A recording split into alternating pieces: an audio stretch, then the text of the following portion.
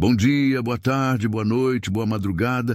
Independente da hora que você está assistindo, seja bem-vindo. E comenta aí, de qual cidade você está vendo essa história? E se essa história apareceu para você, é porque ela merece ser ouvida. Então, já se inscreve no canal para não perder mais nenhuma como essa. O cheiro forte de lama, farelo e porcos tomava conta do celeiro naquela manhã cinzenta de maio. O sol ainda lutava para furar as nuvens baixas que pairavam sobre Cristalina, cidade pequena no interior de Goiás, onde cada dia parece igual ao anterior. Entrei devagar no celeiro, com a enxada apoiada no ombro direito. O mesmo ombro que doía toda manhã, lembrança dos 52 anos de trabalho pesado no campo. Ia começar mais um dia comum de trabalho, quando o que vi me paralisou. Ali, agachada no chão sujo, entre fezes de porco e poças de lama seca, uma moça comia farelo de milho com as mãos. Não comia, devorava, como bicho faminto que não sabe quando vai ter a próxima refeição. Os cabelos castanhos estavam desgrenhados, grudados de sujeira e palha. Os joelhos ralados sangravam um pouco. O rosto, que devia ser bonito, estava sujo de lama e de uma vergonha tão profunda que doía só de olhar. Ela mastigava como um animal, não por escolha, mas por desespero. Era uma criatura humana reduzida ao instinto mais básico, sobreviver. Quando nossos olhos se cruzaram, por um segundo eterno, ela recuou como um cão vira-lata que já levou tantas pancadas que espera apanhar até de quem quer ajudar. Vi naqueles olhos castanhos uma história inteira de dor.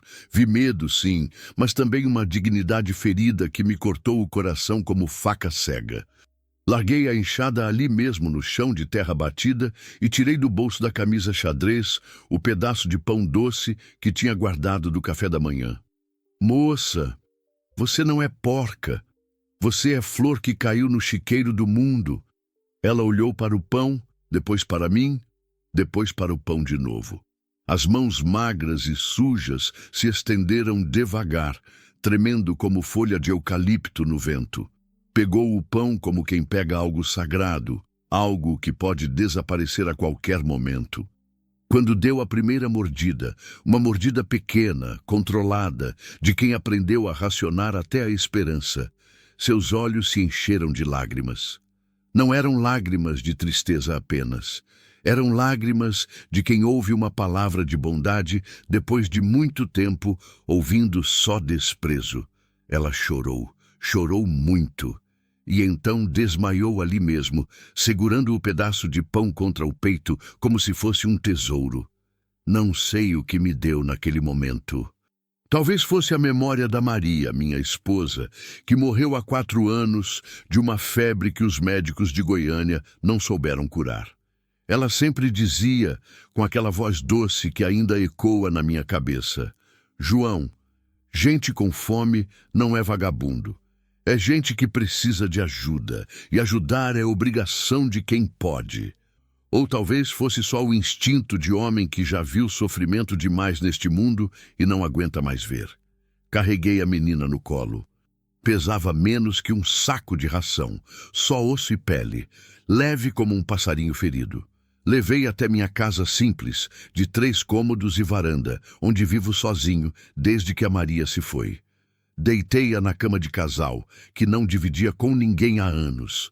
Cobri com o cobertor de lã que a Maria tinha feito com as próprias mãos e fiquei sentado na cadeira de balanço ao lado, observando. Havia algo naquela menina. Um sofrimento antigo, enraizado, um medo que doía até no silêncio.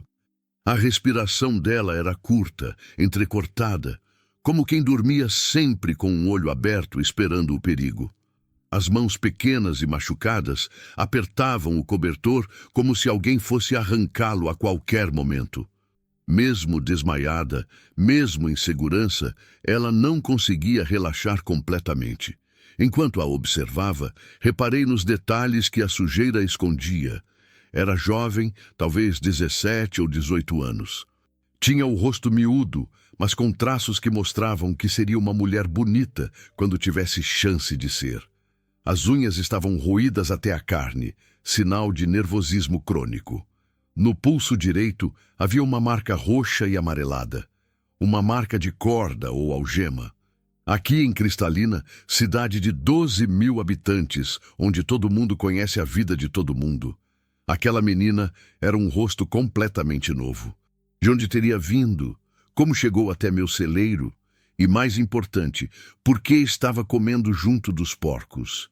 Fiquei ali, vendo ela dormir, e me peguei pensando em coisas que não pensava há muito tempo. Solidão é uma coisa estranha. A gente acostuma com ela, faz dela companhia, conversa com ela durante os serviços da roça.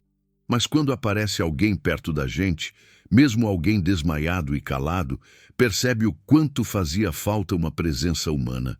A casa tinha ficado grande demais depois que a Maria morreu. Os móveis pareciam perdidos nos cômodos vazios. O silêncio pesava como uma laje. Eu falava sozinho, falava com o cachorro vira-lata que chamava de trovão, falava até com as galinhas. Qualquer coisa para não ouvir só o eco da própria voz. O sol já estava se pondo atrás das montanhas azuladas quando ela acordou. Abriu os olhos, grandes, castanhos, ainda assustados, e tentou fugir, mas estava fraca demais para se levantar. Olhou ao redor, confusa como quem acorda num lugar que não reconhece. Calma, disse, mantendo distância para não assustá-la mais. Aqui ninguém vai te bater, nem te vender.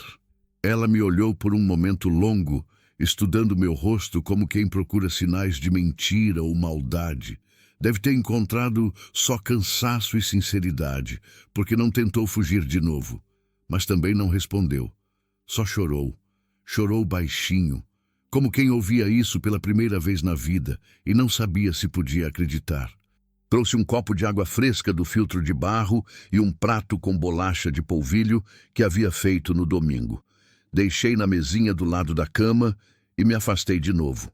Ela bebeu a água aos poucos, em pequenos goles, como quem desconfia até da bondade mais simples. Qual é seu nome, menina? Silêncio. Apenas o som dos grilos começando seu concerto noturno lá fora. Meu nome é João, João Pereira da Silva. Esta é minha casa.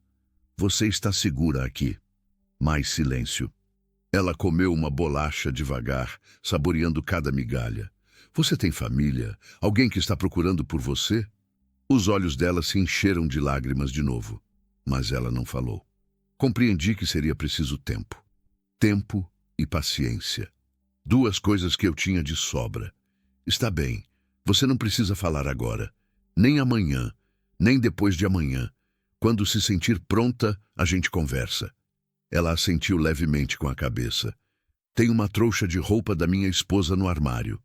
Ela faleceu há alguns anos. Era mais ou menos do seu tamanho. Pode usar o que quiser. Novamente um aceno quase imperceptível. Tem uma chave na porta. Se quiser trancar por dentro, pode trancar. Eu vou ficar no quarto dos fundos.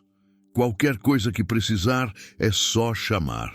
Saí do quarto e fui preparar minha cama no quartinho pequeno onde antes guardava ferramentas. Não era confortável, mas seria suficiente. A menina precisava de espaço, de tempo, de silêncio para se recuperar do que quer que tivesse passado. Naquela noite, não consegui dormir direito. Ouvia pequenos ruídos vindos do quarto principal. Passos leves, o rangido da cama, o abrir e fechar de gavetas. Ela devia estar explorando o ambiente, tentando entender onde havia parado. Às 3 da manhã, ouvi chorando. Um choro baixo, abafado, como quem não quer incomodar ninguém, mas não consegue segurar a dor. Quis ir até lá, oferecer algum conforto, mas algo me disse que era melhor deixá-la chorar. Às vezes, chorar é a única coisa que limpa a alma. Quando o sol nasceu, levantei cedo como sempre e fui preparar café. O cheiro forte tomou conta da cozinha pequena. Ouvi a porta do quarto se abrir devagar e ela apareceu na porta da cozinha. Estava vestindo um dos vestidos da Maria. Um vestido azul simples que ficou grande nela, mas que de alguma forma a fazia parecer mais gente, menos fantasma. Os cabelos estavam limpos, penteados. O rosto lavado revelava uma beleza tímida que a sujeira escondia. "Bom dia", disse baixinho, olhando para o chão. "Bom dia, menina. Dormiu bem?" Ela hesitou antes de responder. "Sim, senhor. Obrigada." "Quer café? Tenho pão fresquinho também." "Se não for incômodo." "Incômodo nenhum. Pelo contrário, faz tempo que não tenho companhia para o café da manhã." Serviu 2 pratos, 2 xícaras. Ela se sentou na ponta da cadeira, ainda tensa, mas menos assustada que na noite anterior. "Como é seu nome?" perguntei, cortando o pão. Ela ficou quieta por um tempo longo, mexendo o café com a colher pequena. "Lúcia", disse finalmente, quase sussurrando. "Lúcia. Nome bonito. Nome de santa." Ela sorriu pela primeira vez. Um sorriso pequeno, rápido, que iluminou o rosto dela por um instante. "E você, Lúcia? De onde veio?" O sorriso desapareceu. Ela voltou a olhar para o prato. "De longe, seu João?" "Muito longe?" "Muito." Percebi que não estava pronta ainda para contar sua história. E eu não ia forçar. Conhecia o suficiente sobre dor para saber que cada um tem seu tempo para compartilhá-la. Depois do café, mostrei a Lúcia a casa toda. A cozinha pequena, mas bem organizada. A sala com os móveis simples que a Maria tinha escolhido. O banheiro com chuveiro quente que eu mesmo havia instalado. A varanda onde gostava de sentar no fim do dia para ver o sol se pôr atrás das montanhas. Ela seguiu em silêncio, observando tudo com olhos atentos, como quem estava tentando memorizar cada canto. "Se quiser ajudar com alguma coisa, pode ajudar", disse, parando na varanda. "Mas não é obrigação. Você está aqui para descansar, para se recuperar do que quer que tenha passado." "Eu gosto de trabalhar, seu João. Não gosto de ficar parada, sem fazer nada." "Então vamos encontrar alguma coisa útil para você fazer." Passei o dia me acostumando com a presença dela. Era estranho ter alguém na casa de novo, ouvir passos que não eram os meus, ver uma segunda xícara na mesa do café. Lúcia me acompanhou nos serviços menores. Ajudou a alimentar as galinhas e elas pareceram gostar dela imediatamente. Varreu a varanda com cuidado, como quem não queria quebrar nada. Organizou a despensa, separando os mantimentos por tipo. Cada movimento dela era cuidadoso, delicado, como quem estava acostumado a não fazer barulho, a não incomodar, a não dar trabalho. Isso me dizia mais sobre o passado dela do que qualquer palavra. O Trovão, meu cachorro vira-lata que era desconfiado com todo mundo, se aproximou dela no segundo dia. Primeiro ficou só observando de longe, depois se aproximou devagar, cheirando. No terceiro dia, já estava dormindo aos pés da cama dela. Nos 10 primeiros dias, Lúcia falou pouco, mas observava muito. Eu a via pela janela da cozinha, sentada na varanda, olhando a estrada como quem esperava alguém, ou como quem tinha medo de que alguém aparecesse. Às vezes, ela se sobressaltava com ruídos comuns, um galho quebrando, o vento batendo na porta, o galo cantando de madrugada. Ela acordava antes de mim todos os dias. Quando eu chegava na cozinha, já tinha café coado, pão quentinho na mesa, água fresca no filtro. Trabalhos que fazia em silêncio, como se quisesse pagar com serviço a hospitalidade que recebia. "Lúcia, você não precisa fazer tudo isso", eu disse numa manhã, encontrando ela varrer o terreiro antes mesmo do sol nascer completamente. "Eu gosto, seu João. Gosto de me sentir útil. Mas você não é empregada aqui." Hesitei na palavra. "É de casa." Ela parou de varrer e me olhou com uma expressão que não consegui decifrar completamente. "De casa?" "De casa." Era a primeira vez que eu dizia isso em voz alta, mas senti que era verdade. Nos poucos dias que ela estava ali, a casa tinha mudado. Não apenas porque havia alguém para dividir as tarefas, mas porque havia vida circulando pelos cômodos de novo. Havia risos baixinhos vindos da varanda quando ela via uma galinha correndo atrás de um grilo. Havia cantarolar na cozinha quando ela preparava as refeições. Havia movimento onde antes só tinha silêncio e saudade. No 11º dia, enquanto eu consertava a cerca dos porcos e ela dava milho para as galinhas, ela começou a contar sua história. Sem que eu perguntasse nada, como se as palavras tivessem encontrado sozinhas o caminho para fora do coração dela. Seu João, posso falar uma coisa? Claro, menina, sempre pode. Eu fugi de casa. Parei o que estava fazendo e olhei para ela. Lúcia estava com os olhos fixos no milho que esparramava para as galinhas, as mãos trabalhando, mas a voz tremendo como corda de viola desafinada. Minha mãe morreu quando eu tinha 12 anos. Câncer no fígado. Sofreu muito. Demorou 6 meses para morrer e nós não tínhamos dinheiro para o tratamento direito. Vendi tudo que tinha em casa, os móveis da mãe, as joias que ela havia ganhado da avó, até a máquina de costura que ela usava para ganhar a vida. Ela fez uma pausa, respirou fundo. Depois que ela morreu, fiquei morando com meu padrasto lá em Porangatu, Aloísio. Um homem ruim, seu João. Muito ruim. Senti o sangue esquentar nas veias só de ouvir o tom que ela usou para falar do homem. Ele bebia muito. Pinga barata. Dessas que vendem por R$ 2 a garrafa nos botequins da periferia. Quando bebia, ficava violento. Me batia por qualquer coisa, porque a comida estava salgada, porque o chão não estava limpo direito, porque eu olhava para ele de um jeito que ele não gostava. Lúcia parou de espalhar milho. As galinhas se aproximaram dela, ciscando, alheias à dor na voz da menina. Mas não era só as pancadas. Eram as outras coisas também. Os jeitos que ele olhava para mim quando achava que eu não estava vendo. Às vezes que ele entrava no meu quarto de madrugada, bêbado, e ficava ali parado, só olhando. As coisas que ele falava quando estava embriagado. Apertei os punhos sem querer. Se aquele homem aparecesse na minha frente naquele momento, não sei o que eu seria capaz de fazer. E há uns 3 meses, ele chegou em casa com um homem da cidade. Um homem de paletó, com um carro bonito, anel de ouro no dedo. Eles ficaram conversando na varanda, bebendo, rindo. Depois o homem foi embora. E aí? Aí o Aloísio me chamou. Disse que tinha arrumado um trabalho para mim. Na cidade, na casa desse homem. Cuidar dos filhos dele, fazer faxina, cozinhar.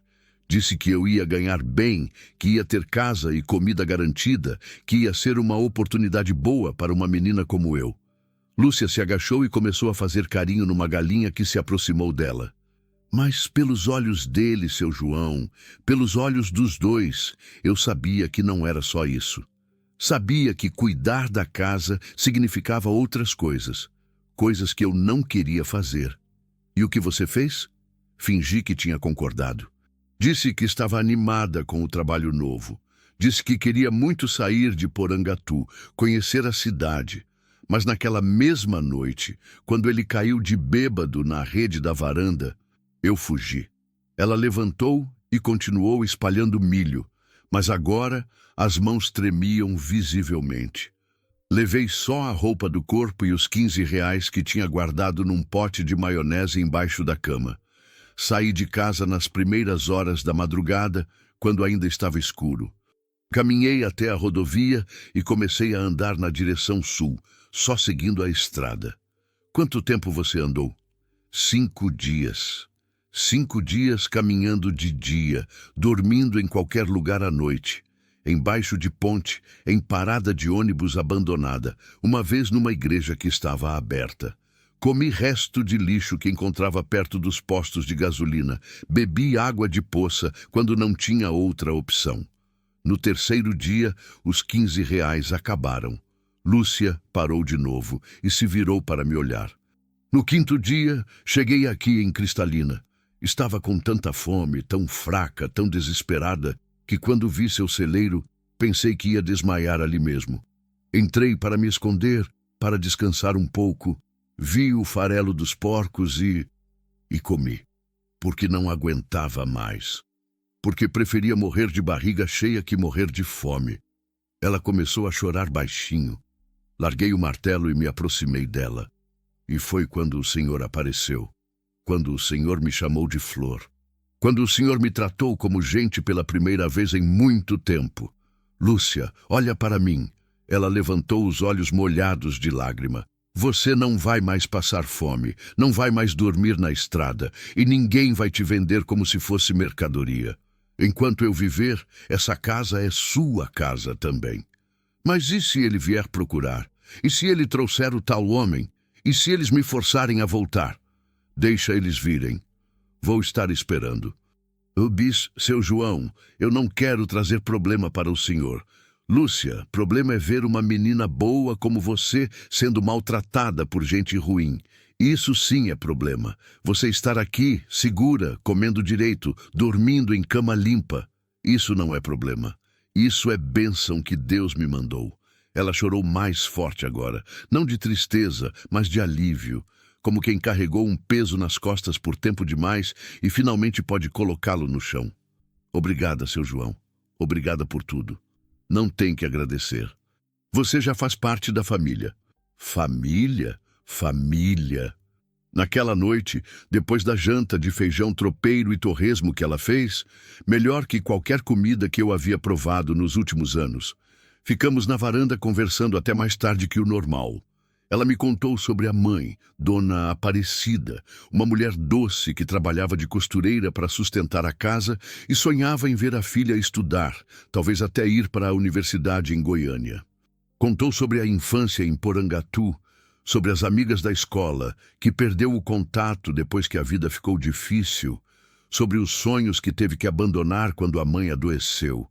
Eu falei da Maria, de como nos conhecemos numa festa junina, quando ela tinha 16 anos e eu 22. Era a moça mais bonita da festa, mas também a mais tímida. Demorei 3 anos para juntar coragem de pedir ela em namoro. Falei dos primeiros anos de casado, quando sonhávamos em ter uma fazenda grande, com muitos filhos correndo pelo terreiro, com horta grande e criação de gado. Falei da dor quando descobrimos que ela não podia ter filhos e de como aprendemos a ser felizes só nós dois, encontrando alegria nas coisas simples. O café da manhã juntos, o trabalho dividido, as tardes na varanda, vendo o movimento dos passarinhos. Ela era bonita, Dona Maria? Perguntou Lúcia, observando uma foto pequena que eu sempre carregava na carteira. Muito bonita. Cabelo preto e liso, olhos verdes que brilhavam quando ela sorria, mas mais bonita ainda por dentro. Tinha um coração do tamanho do mundo. O senhor ainda a ama? A pergunta me pegou desprevenido. Sempre vou amar, mas é um amor diferente agora. Um amor de saudade, de gratidão pela vida que tivemos juntos. Não é mais o amor de quem está junto, é o amor de quem se lembra. E o senhor nunca pensou em casar de novo? Não, menina. Depois que ela morreu, eu achei que tinha morrido junto. Ficou só o corpo aqui, trabalhando, comendo, dormindo. Mas o coração ficou lá no cemitério com ela. Lúcia ficou quieta, brincando com uma folha seca que havia caído da mangueira. Mas agora, continuei surpreso com minhas próprias palavras, desde que você chegou, eu sinto que o coração voltou a bater. Não da mesma forma, mas bate. E isso me assusta um pouco. Por que assusta? Porque quando a gente volta a sentir, volta a ter medo de perder também. E eu não sei se aguentaria perder alguém de novo. Lúcia estendeu a mão e tocou meu braço levemente. Foi o primeiro contato físico entre nós desde que a carreguei para casa naquele primeiro dia. Eu não vou embora, seu João. Aqui é minha casa agora, o senhor disse. Disse e confirmo. Então não precisa ter medo. Mas eu ainda tinha medo. Medo de que a felicidade fosse muito frágil, muito nova para durar. Medo de que o passado de Lúcia viesse buscá-la. Medo de que eu fosse velho demais, simples demais, pobre demais para merecer uma segunda chance na vida. Nos dias seguintes, estabelecemos uma rotina boa. Ela acordava cedo, preparava o café, cuidava das galinhas. Eu ia para a roça, para os serviços pesados que exigiam força de homem. No fim da tarde, nos reuníamos na varanda para descascar milho, consertar alguma ferramenta ou simplesmente conversar e existir um na companhia do outro. Lúcia estava mudando a cada dia. O rosto ganhava cor, os olhos perdiam aquele medo constante. Os movimentos ficavam mais soltos, mais naturais. Ela ria agora, não muito, mas ria. Pequenas risadas quando via uma galinha correndo atrás de um grilo, ou quando o trovão fazia alguma gracinha para chamar atenção. Mas também percebi que ela era cuidadosa com as palavras, cuidadosa com os gestos, como se ainda estivesse testando os limites da bondade, esperando o momento em que a cortesia ia acabar e a realidade ia voltar. Lúcia, eu disse numa tarde, enquanto ela costurava um remendo numa camisa minha, você não precisa andar na ponta dos pés aqui em casa. Como assim, seu João? Você pode falar o que pensa, pode reclamar se alguma coisa não estiver do seu gosto, pode ocupar espaço, pode fazer barulho, pode ser você mesma. Esta casa é sua também. Ela parou de costurar e me olhou com uma expressão de surpresa. É que eu nunca tive uma casa de verdade, seu João. Sempre fui hóspede, sempre fui tolerada. Não sei como é ser dona de alguma coisa. Então vai aprendendo. Vai aos poucos, no seu tempo. Não tem pressa. 3 semanas depois da chegada dela, senti que algo havia mudado entre nós.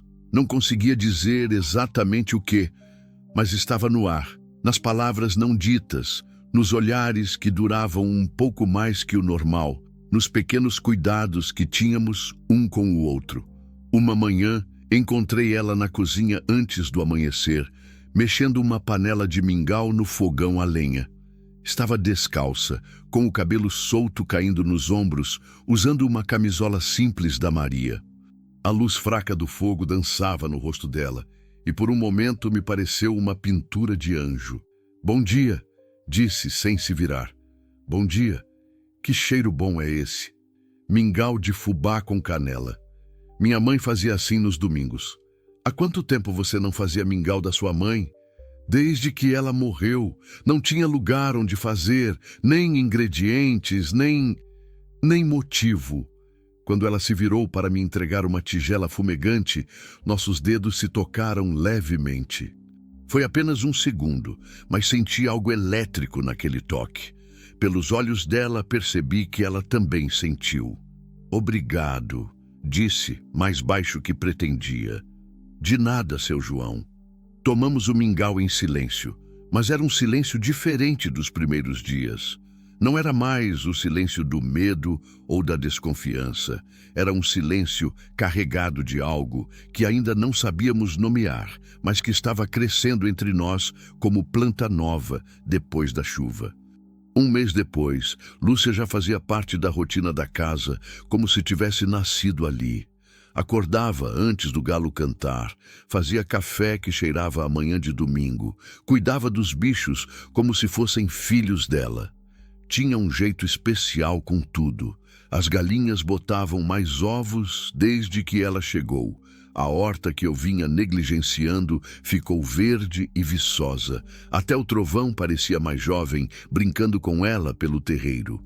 Ela ainda era quieta por natureza, mas não era mais o silêncio do medo. Era a quietude de quem estava aprendendo a viver de novo, a confiar de novo, a sonhar de novo. Às vezes, eu a pegava cantarolando baixinho enquanto estendia a roupa no varal, ou sorrindo quando via uma galinha nova correndo atrás da mãe, ou simplesmente parada na varanda olhando o sol se pôr atrás das montanhas, com uma expressão de paz no rosto. Conversávamos mais agora. Ela me contava fragmentos da infância feliz com a mãe. As tardes de sábado, fazendo biscoito de polvilho, as novenas de maio na igreja pequena de Porangatu, os sonhos que tinha de estudar enfermagem na capital. Eu falava dos planos que tinha para a fazenda, das plantações que queria experimentar na próxima estação, dos pequenos melhoramentos que pretendia fazer na casa. Era como se estivéssemos construindo algo juntos. Não apenas uma vida em comum, mas uma esperança compartilhada de que o futuro podia ser melhor que o passado. Seu João, Ela me disse numa manhã, enquanto eu tomava café: "O senhor não acha perigoso eu ficar aqui? E se meu padrasto vier procurar?" A pergunta estava me rondando há semanas, mas eu não queria assustar a menina. Porangatu fica a quase 200 quilômetros daqui, e você não disse para ninguém que vinha para esta direção. Ele não tem como saber onde você está. Mas e se ele descobrir? E se ele trouxer o tal homem? E se eles me forçarem a voltar? Olhei para ela e vi a preocupação genuína nos olhos. Não era paranoia, era medo real, baseado em experiência real de violência. "Lúcia, você me ouviu bem naquele primeiro dia. Ninguém vai te levar daqui. Nem seu padrasto, nem homem nenhum. Mas eles podem inventar alguma coisa. Dizer que eu roubei dinheiro, que eu fugi com alguma coisa deles, que eu devo alguma coisa. Que inventem o que quiserem. Aqui nesta cidade, todo mundo me conhece há 30 anos. Sabem que tipo de homem eu sou. Se alguém vier com história inventada, não vai colar comigo nem com a polícia." Ela assentiu, mas percebi que não ficou totalmente tranquila. E eu entendia. Quando a gente passou por traumas, a mente fica sempre esperando o próximo golpe, a próxima traição, o próximo momento em que a vida vai desabar de novo. "Lúcia, tem uma coisa que posso fazer para você ficar mais tranquila." "Ah, quê?" "Posso falar com o delegado da cidade, contar sua história para ele. Se algum dia alguém vier procurar por você, ele vai estar preparado, vai saber dos fatos verdadeiros." "O senhor faria isso por mim?" "Claro que faria." Naquela tarde, fui à delegacia de Cristalina. O delegado Carvalho era conhecido meu desde os tempos de escola. Havíamos estudado juntos na escolinha rural até a 4ª série. Contei para ele toda a história de Lúcia, a fuga, os maus tratos, a ameaça de venda para exploração. Ele me ouviu sério, balançando a cabeça com expressão cada vez mais indignada. "João, isso que você está contando é crime grave. Venda de menor, cárcere privado, ameaça, exploração sexual." "Eu sei, Carvalho. Por isso estou aqui. Quero que você saiba da verdade antes que alguém apareça aqui com mentira. Se esses homens aparecerem por aqui procurando a menina, podem contar comigo. Mas você precisa entender uma coisa. Legalmente, ela ainda é menor de idade. Se vier alguém se dizendo responsável legal por ela não volta para aquele lugar. Nem que eu tenha que enfrentar a justiça por isso." "Calma, João. Calma. Vamos pensar numa solução legal para isso. Talvez um boletim de ocorrência, uma denúncia formal contra o padrasto. Se houver processo criminal contra ele, fica mais fácil proteger a menina." "O que você achar melhor. Só quero que ela fique protegida e em segurança." Voltei para casa mais tranquilo. Pelo menos agora, havia uma autoridade ciente da situação real. Se algum problema surgisse, não estaríamos sozinhos contra mentiras e falsas acusações. Lúcia estava na varanda, costurando uma cortina nova para a janela da cozinha. Quando me viu chegando, sorriu. Um sorriso que tinha se tornado o melhor momento dos meus dias. "Como foi na cidade, seu João?" "Tudo certo. O delegado está ciente de tudo. Se alguém vier procurar por você com história inventada, ele vai estar preparado com a verdade." "Obrigada por tudo que o senhor faz por mim." "Não tem que agradecer. É obrigação de quem pode ajudar." Sentei ao lado dela na cadeira de balanço dupla que havia feito especialmente para nós dois nas últimas semanas. Era mais larga que o normal, permitindo que sentássemos juntos para conversar no fim das tardes, observando o movimento dos pássaros e o mudar das cores do céu. "Lúcia, posso perguntar uma coisa?" "Claro, sempre pode." "O que você sonha para o futuro? Quando tudo isso ficar para trás, quando você estiver totalmente segura, o que você quer da vida?"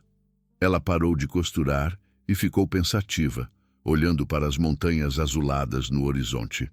"Sabe, seu João, antes de vir para cá, eu não sonhava mais. Apenas sobrevivia, um dia depois do outro. Mas agora eu sonho com coisas simples. Sonho em acordar todo dia nesta casa, ouvindo o canto dos passarinhos. Sonho em plantar flores no quintal, fazer uma horta grande. Sonho em aprender a fazer o pão que Dona Maria fazia, do jeitinho que o Senhor gosta. Só isso? Ela me olhou com uma expressão que não consegui decifrar completamente. E sonho. Sonho em ter uma família de verdade um dia. Marido que me trate bem, que me respeite. Filhos para amar e criar. Casa para cuidar com carinho. E onde você imagina essa família? Aqui, ela disse simplesmente, sem hesitar. Sempre aqui. Não consigo imaginar outro lugar que possa ser tão bom quanto este.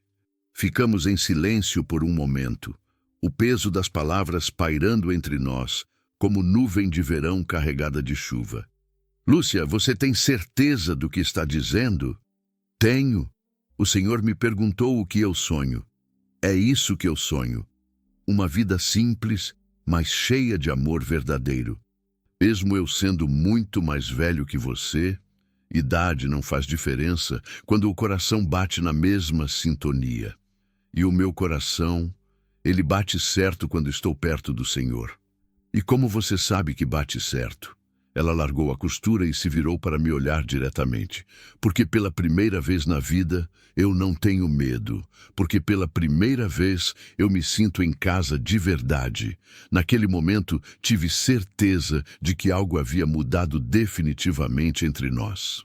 Não éramos mais apenas protetor e protegida. Não éramos mais apenas companhia um para o outro. Éramos um homem e uma mulher que haviam encontrado no amor uma segunda chance de felicidade. Mas a tranquilidade não durou muito. No domingo seguinte, eu tinha ido à cidade comprar mantimentos para a semana. Arroz, feijão, açúcar, óleo, carne seca. Sempre fazia essa viagem aos domingos, depois da missa. Deixei Lúcia em casa, cuidando dos bichos como sempre fazia quando eu saía. Quando voltei, no fim da tarde, encontrei ela na varanda, branca como cera, tremendo de medo. O que houve, menina? Veio um homem aqui, seu João. Homem estranho. Ficou perguntando se eu morava aqui, se eu conhecia uma tal de Lúcia de Porangatu. Senti o sangue gelar nas veias como água de poço. E o que você disse para ele? Disse que não conhecia ninguém com esse nome. Que aqui só morava o Senhor. Que eu era sobrinha que tinha vindo da capital ajudar com os serviços de casa. Que estava aqui há poucos dias apenas. E ele acreditou na história? Não sei. Não pareceu acreditar muito. Ficou olhando para mim com cara de quem sabia quem eu era. Ficou rondando a casa, olhando tudo, fazendo mais perguntas, como se estivesse investigando. Como era esse homem? Descreve ele para mim. Alto, magro, com barba rala e mal feita. Dentes sujos, amarelados de cigarro. Cheirava forte a pinga e fumo. Vestia roupa social velha, como quem quer parecer importante, mas não é. Tinha uma cicatriz pequena na testa. A descrição batia exatamente com o que eu imaginava que seria o tipo de gente que o padrasto de Lúcia conhecia. Capangas, cobradores, gente que fazia serviço sujo por dinheiro. O que mais ele perguntou? Perguntou há quanto tempo eu estava aqui. Perguntou se o senhor tinha mais parentes morando na casa. Perguntou se eu saía muito de casa, se conhecia gente na cidade. Perguntou até que horas o senhor costumava voltar da cidade aos domingos. E você respondeu? Respondi pouco, como o senhor me ensinou. Disse que estava aqui há poucos dias só, que era tímida, que não conhecia ninguém na cidade ainda. Mas ele não pareceu acreditar muito. Ficou insistindo, fazendo as mesmas perguntas de jeitos diferentes. Lúcia começou a chorar, mas tentava se controlar. Seu João, e se for um homem do Aloísio? E se for o homem que ele me vendeu? E se ele voltar com mais gente? E se eles me levarem à força? Calma, menina. Respira fundo e fica calma. Segurei os ombros dela, tentando passar segurança, mas por dentro eu estava fervendo de raiva e preocupação. Ele disse alguma coisa antes de ir embora? Disse que ia voltar durante a semana, que tinha certeza de que ia encontrar o que estava procurando. E riu. Um riso ruim, seu João. Um riso que me deu arrepio. Você vai dormir aqui dentro de casa hoje, no quarto da frente, perto de mim. E amanhã nós vamos dar um jeito nisso de uma vez por todas. Que jeito, seu João? Você deixa comigo. Eu vou resolver essa situação. Naquela noite, não preguei o olho. Fiquei na varanda de espingarda no colo, esperando qualquer movimento suspeito. Lúcia também não dormiu. Eu ouvia ela se mexendo na cama, suspirando, às vezes sussurrando uma oração baixinha, como a mãe tinha ensinado. A lua estava cheia, iluminando o terreiro de terra batida e as árvores do quintal. Cada sombra que se mexia com o vento me fazia tensionar o corpo todo. Cada ruído noturno, coruja piando, galho quebrando no vento, grilo cantando, me fazia apertar mais forte o cabo da espingarda. Pela madrugada, o trovão começou a latir. Primeiro baixo, um rosnado surdo na garganta. Depois mais alto, mais insistente, mais nervoso. Levantei devagar da cadeira e me posicionei atrás da coluna da varanda, a espingarda pronta. O cachorro estava olhando fixamente para a estrada, o pelo do pescoço eriçado, a postura tensa. Dava para ver uma silhueta parada na curva da estrada, a uns 100 metros da casa, parada como se estivesse observando, estudando nossa rotina. Apontei a espingarda naquela direção e esperei, o dedo no gatilho. Depois de alguns minutos tensos, a silhueta se moveu e desapareceu na escuridão da estrada. Quando voltei para dentro, Lúcia estava na sala, vestida, segurando uma trouxinha pequena de roupa. Seu João, eu preciso ir embora. Não posso ficar aqui. Não posso trazer problema para o senhor. Para onde você vai ir, menina? Não tem lugar seguro para ir. Não sei, mas longe daqui, bem longe. Vou pegar a estrada de novo, achar outro lugar, outro estado, talvez. Lúcia, você não vai lugar nenhum. Mas e se ele trouxer mais gente? E se eles fizerem mal para o senhor por minha causa? Eu nunca me perdoaria se alguma coisa acontecesse com o senhor. Escuta bem o que eu vou te dizer, menina. Você não está sozinha. Não está mais sozinha neste mundo. Entendeu? Mas não tem mais. Você é da minha família agora. E família a gente protege. Até a morte, se for preciso. Sua família. Minha família. Do jeito que importa. Do jeito que vale. Foi aí que ela largou a trouxinha no chão e me abraçou. Não como uma menina abraça um pai protetor, mas como uma mulher abraça o homem que ama. E eu entendi, naquele momento, que o que estava nascendo entre nós não era só proteção ou gratidão. Era amor. Amor verdadeiro, profundo, assustador. Um amor que me dava forças para enfrentar qualquer perigo, mas que também me enchia de medo de perder o que havia de mais precioso na minha vida. Ficamos abraçados ali na sala até o sol raiar, sabendo que nossa vida estava prestes a mudar de novo. Mas dessa vez íamos enfrentar juntos o que viesse pela frente, como família, como pessoas que se amam de verdade. Durante 2 dias inteiros, nada aconteceu. Lúcia voltou às suas tarefas diárias, mas agora sempre com os olhos voltados para a estrada de acesso à fazenda. Cada barulho de motor distante a fazia parar o que estava fazendo e escutar atentamente. Eu também ficava alerta o tempo todo, a espingarda sempre ao alcance das mãos, o ouvido atento a qualquer ruído diferente na rotina dos bichos e do campo. Conversávamos menos, mas os olhares diziam tudo. Tinha mudado alguma coisa entre nós desde aquele abraço na madrugada. Não falávamos sobre isso abertamente, mas estava ali, no ar espesso como o cheiro de chuva antes da tempestade. Pequenos gestos, ela tocando minha mão quando passava o café, eu arrumando o cabelo dela quando o vento despenteava, falavam mais que 1000 palavras. Na manhã da terça-feira, o céu amanheceu carregado de nuvens escuras e pesadas, nuvens que vinham do horizonte norte como um exército negro, e o vento soprava forte e irregular, levantando a poeira vermelha do terreiro e fazendo as folhas das árvores dançarem nervosas. Havia eletricidade no ar, não só da tempestade que se aproximava, mas de algo mais.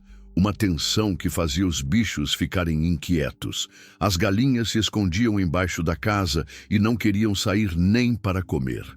A vaca mugia baixinho de tempos em tempos, como se pressentisse perigo. O trovão não saía de perto da varanda ofegante, com o pelo do pescoço eriçado, olhando constantemente para a estrada. "Vai dar temporal", disse Lúcia, correndo para trazer a roupa seca do varal antes que a chuva começasse. "Vai mesmo, e vai ser bravo. Melhor fechar tudo e se preparar." Estávamos guardando as ferramentas no galpão quando ouvi o barulho de motor na estrada. Um som áspero, irregular, como de carro velho sendo forçado ladeira acima. Mas não era um motor só. Eram 2 carros subindo a estrada de terra em direção à nossa casa. Lúcia ouviu também e ficou paralisada no meio do galpão, as mãos apertando forte a bacia de roupas secas. "Seu João, vai para dentro da casa, agora, e tranca todas as portas. E se for ele? E se trouxer mais gente? Vai, para dentro, não discute." Ela obedeceu sem questionar, mas vi que ficou espiando pela fresta da janela da sala. Peguei a espingarda que sempre deixava encostada na parede do galpão e verifiquei se estava carregada. Caminhei devagar até a varanda, o coração batendo forte, mas as mãos firmes. Tinha passado a vida toda trabalhando duro, e trabalho duro ensina um homem a não recuar na hora do aperto. 2 carros pararam em frente ao portão de madeira que separava a estrada do terreiro da casa. Um era o Corcel azul velho que alguém tinha descrito na cidade, todo amassado, com a pintura descascada e um para-choque solto balançando. O outro era uma Rural Willys preta, mais conservada, mas com vidros escuros que não deixavam ver quem estava dentro. Desceram 4 homens no total. O primeiro eu não conhecia. Alto, magro, com barba rala, exatamente como Lúcia havia descrito. Usava calça social preta velha e camisa branca amarelada de suor. Tinha uma cicatriz na testa e se movia com a confiança arrogante de quem estava acostumado a intimidar pessoas. O segundo era conhecido na região. Zé Preto, capanga que fazia serviço sujo para quem pagasse bem. Tinha fama de violento e de não ter escrúpulos. Meu coração disparou quando o reconheci, porque sabia que se Zé Preto estava ali, a coisa era séria. Os outros 2 eram desconhecidos, um baixo e gordo, outro de estatura média, mas com cara de poucos amigos. Todos vestidos de forma simples, mas trazendo uma postura ameaçadora. "Boa tarde", disse o homem magro, se aproximando com um sorriso que não chegava aos olhos. "O senhor é o dono desta propriedade?" "Sou. O que vocês querem?"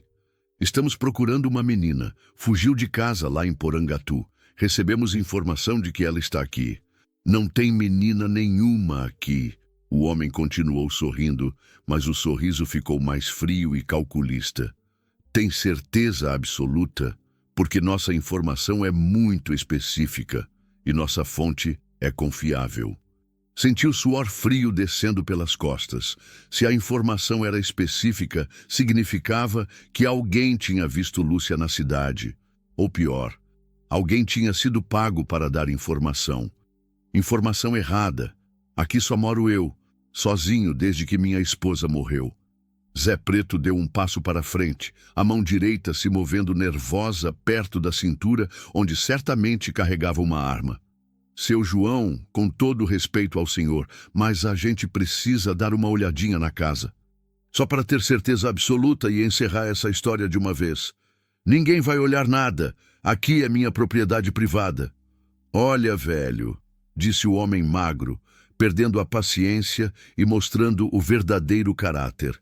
"A menina é menor de idade. Fugiu de casa e está causando muita preocupação para a família. Nós viemos buscar ela para o bem dela e de todo mundo." "Para o bem de quem?" "Para o bem de todo mundo. Ela tem uma dívida familiar para pagar. Uma dívida que o padrasto contraiu e que ela vai ter que honrar." "Dívida de quê?" "Isso não é da sua conta, seu João. O que importa é que a menina tem que voltar para casa e cumprir com suas obrigações. Levantei a espingarda e apontei diretamente para eles. Então vocês podem dar meia volta e ir embora. Não tem menina nenhuma aqui, e mesmo que tivesse, ninguém vai levar ninguém à força da minha casa. Foi quando ouvi a voz de Lúcia atrás de mim. Pare, seu João. Me virei, surpreso e preocupado. Ela tinha saído da casa e estava parada na varanda, pálida como um pano branco, mas de cabeça erguida. Usava o vestido azul simples da Maria e estava descalça. Parecia uma menina, mas havia algo de mulher forte e decidida na postura dela. Lúcia, volta para dentro da casa. Não, eu vou com eles. Você não vai coisa nenhuma. O homem magro deu um passo para frente, o sorriso voltando ao rosto de forma vitoriosa. Viu? Ela mesma quer vir. Ninguém está forçando nada. A menina é inteligente e entende qual é a situação dela na vida. Lúcia, você não vai lugar nenhum com esses homens. Ela desceu devagar da varanda e se colocou entre mim e os 4 homens. As mãos tremiam visivelmente, mas a voz saiu firme e decidida. Seu João, eu não posso trazer problema para o Senhor. O Senhor já fez muito por mim, mais do que qualquer pessoa já fez na minha vida inteira. Que problema, menina? Que problema? Seu João, disse Zé Preto, colocando a mão de forma ameaçadora no cabo da pistola que trazia na cintura.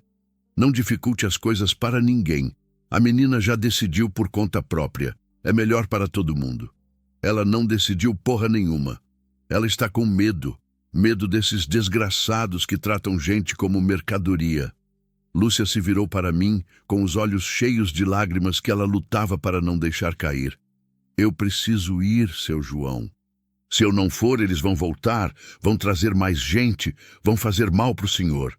E eu não posso deixar isso acontecer. Deixa eles virem com o exército inteiro. Deixa eles tentarem. Não, seu João. Não. Ela começou a caminhar lentamente em direção aos carros. Cada passo dela era como uma facada no meu peito, como se estivessem arrancando uma parte de mim. Lúcia! Lúcia! Você não vai! Levantei a espingarda e apontei diretamente para o peito do homem magro. Ninguém sai daqui com ela, ninguém! Foi quando o mundo literalmente desabou. O primeiro trovão foi tão forte que fez a terra tremer embaixo dos nossos pés e os vidros da casa vibrarem. As nuvens se abriram como se alguém tivesse rasgado um saco d'água gigante e a chuva começou a cair com uma violência que eu nunca tinha visto. Não era uma chuva comum.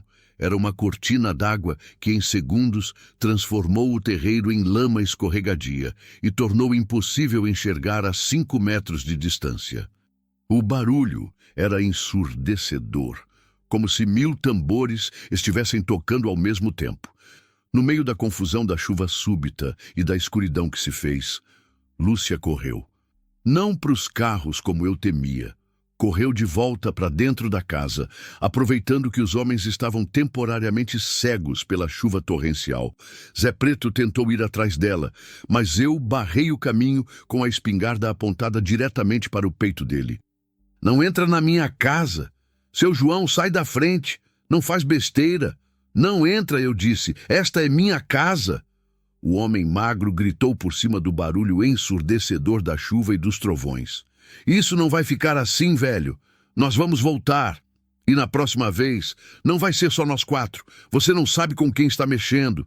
E vocês não sabem com quem estão mexendo também. Aqui é Goiás, terra de gente que não corre de briga. Eles correram para os carros e foram embora derrapando perigosamente na lama que o terreiro havia virado. Os motores dos carros velhos protestando contra o esforço de sair daquele atoleiro.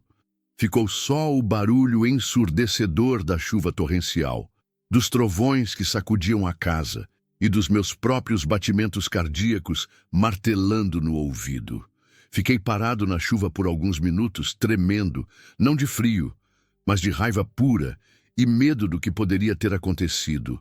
Raiva daqueles homens que tratavam Lúcia como se ela fosse um objeto a ser comprado e vendido. Medo do que eles poderiam fazer se voltassem mesmo com mais gente, como haviam ameaçado. Quando finalmente entrei na casa, encharcado da cabeça aos pés, encontrei Lúcia sentada no chão da sala, chorando com a cabeça entre as mãos. Mas não estava chorando de desespero, estava chorando de alívio. Seu João, desculpa. Eu pensei que se eu fosse com eles, o senhor ia ficar em paz, ia ficar seguro. Você não vai com ninguém. Você ouviu bem? Com ninguém. Mas eles vão voltar. Eles disseram que vão trazer mais gente. E se eles trouxerem a polícia? E se inventarem que o senhor me sequestrou, que está me mantendo aqui contra a minha vontade? Que inventem o que quiserem. A verdade está do nosso lado. Me ajoelhei na frente dela, ainda pingando água de chuva, e segurei suas mãos molhadas de lágrima. Lúcia, você me ouve bem. Eu não vou deixar ninguém te levar. Nem que eu tenha que morrer por isso. Entendeu? Nem que eu tenha que morrer defendendo você. Seu João. Não. Você me ouve até o final. Você não é mais a menina que estava comendo farelo no chiqueiro. Você é a mulher que eu amo. E homem que ama de verdade não entrega o que é seu. Ela parou de chorar e me olhou com uma expressão de surpresa, emoção e algo parecido com incredulidade. O senhor me ama? De verdade? Amo.